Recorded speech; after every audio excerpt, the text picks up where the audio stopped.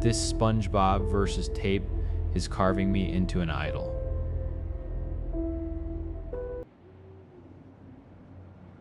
I can't hear the ocean anymore without wanting to vomit. Even a car driving through a puddle sounds too much like a wave breaking, and the smell of rain on hot asphalt makes me think of low tide and rot. It's been 6 months since I brought that fucking thing into my house, and I think my time is almost up. I'm writing this down because I don't want anyone else making my mistake. I don't want anyone else to hear the rattling. My name is Casimir. I was, until recently, a collector. The forgotten stuff. Betamax, laserdiscs, audio reels. Anything analog that held a ghost of a dead time. I spent my weekends crawling through flea markets and estate sales, hunting for treasure in other people's trash. That's where I found it. Tucked in a mildewed cardboard box at a pop-up market near Galveston, sitting between a sun-bleached copy of The Goonies and some guy's home movies from the 80s. It was a VHS tape, no sleeve. The tape itself was a weird, sickly orange plastic, the kind that looks like it'll snap if you breathe on it too hard. A piece of yellowed masking tape served as the label, with 2 words scrawled in black marker. The handwriting was jagged, frantic. Sponge's Picnic. That was it. No Nickelodeon logo, no episode title, just that. The guy running the stall, an old bastard named Olin with skin like tanned leather and a cloudy right eye, watched me pick it up. He grunted. "That one washed up," he said, not looking at me but at the tape, like it was a snake. Came in one of them waterproof cases. Fella who used to own this stall, an animator from up north, he found it after that big storm last year. Got real obsessed with it. Said it, whispered to him. He paused, showing me a gap where a tooth used to be. "We ain't seen him since February. I should have put it back. I should have walked away, and never thought about it again. But I'm an idiot, a collector.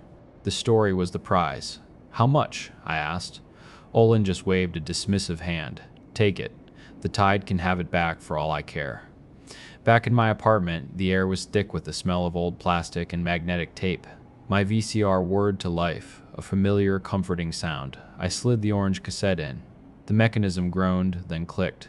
The screen flickered from blue to black. White text appeared, stark and clinical.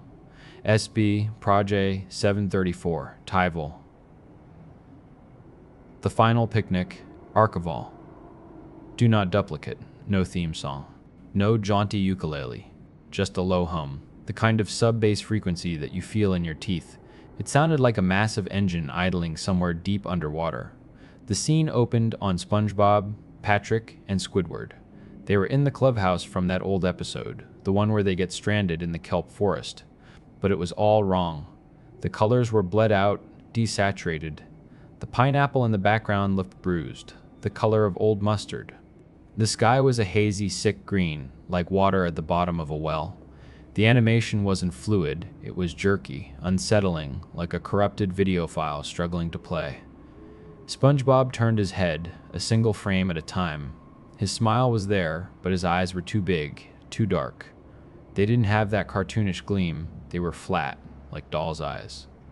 "The Conch has a plan for us," he said. His voice was pitched down, slow, like a recording played at half speed, not the magic conch.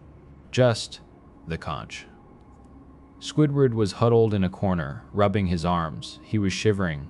"This isn't funny anymore, SpongeBob. I'm cold. I want to go home." Patrick held up the conch. It wasn't the clean pink shell from the show. This one was black, pitted, like volcanic rock, and shaped more like a diseased lung than a seashell. It seemed to pulse faintly in his hand. SpongeBob's voice was flat, devoid of any emotion. "Oh, great Conch, does Squidward get to go home?" Patrick shook the shell. The sound that came out wasn't the cheerful number. It was a chorus of voices, wet and gurgling, like 100 drowning men speaking at once. The sound filled my apartment, seeming to come from the walls themselves. "The tide keeps what it takes." Squidward scrambled to his feet. "What the hell was that? I'm leaving." He took a step, then stopped. He let out a choked sound. The camera panned down. Gray, fungal tendrils like cordyceps had sprouted from the wooden floorboards. They had wrapped around his ankles, burrowing into his skin. They pulsed with a faint, internal light, and you could see them moving under his flesh. He wasn't rooted to the spot. He was being puppeteered. His leg twitched, then bent at an unnatural angle. A wet crack echoed through the speakers. He opened his mouth and a scream tore out of him. It wasn't a cartoon scream. It was a raw, ragged, human scream of pure agony. It cut off as quickly as it started. SpongeBob and Patrick just stared, their faces blank. "The conch says you belong," SpongeBob droned. With a sound like tearing wet canvas, Squidward ripped his legs free, leaving chunks of purple flesh and gray fungus behind. He scrambled for the rope ladder, half crawling, half dragging himself. He tumbled out of the clubhouse and into the kelp forest. But it wasn't kelp. The stalks were too pale, too thin. They looked like they were woven from hair and sinew. As he ran, he passed dark figures standing among the stalks. Tall, thin. They didn't move. They just stood there, their heads turning in perfect sync to watch him pass. Their faces were blank, featureless voids. He finally broke through into a clearing, and he froze. The clearing was filled with totems, dozens of them, carved from blackened driftwood. Each one was a crude effigy of a sea creature. A fish, a crab, a starfish. At the top of each totem was a face, carved in excruciating detail. A face locked in a silent scream. One of them was a squid.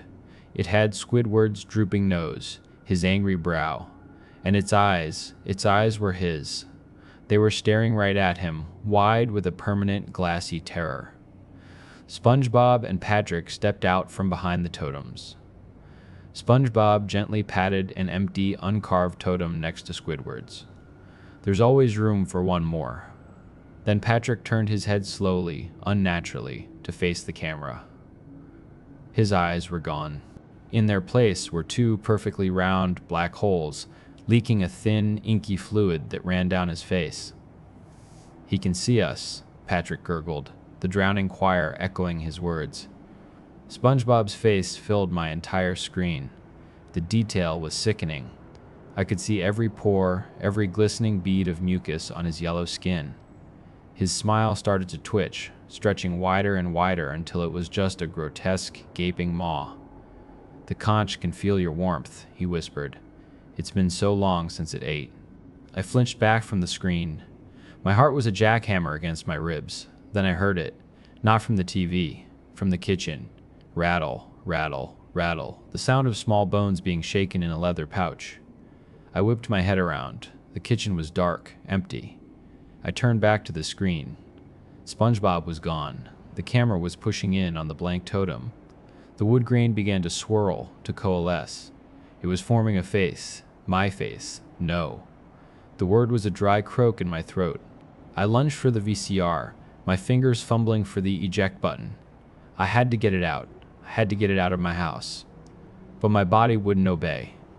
My limbs were heavy, my muscles locked, not paralyzed by a force. Frozen by a deep, primal terror that had sunk its claws into my brainstem.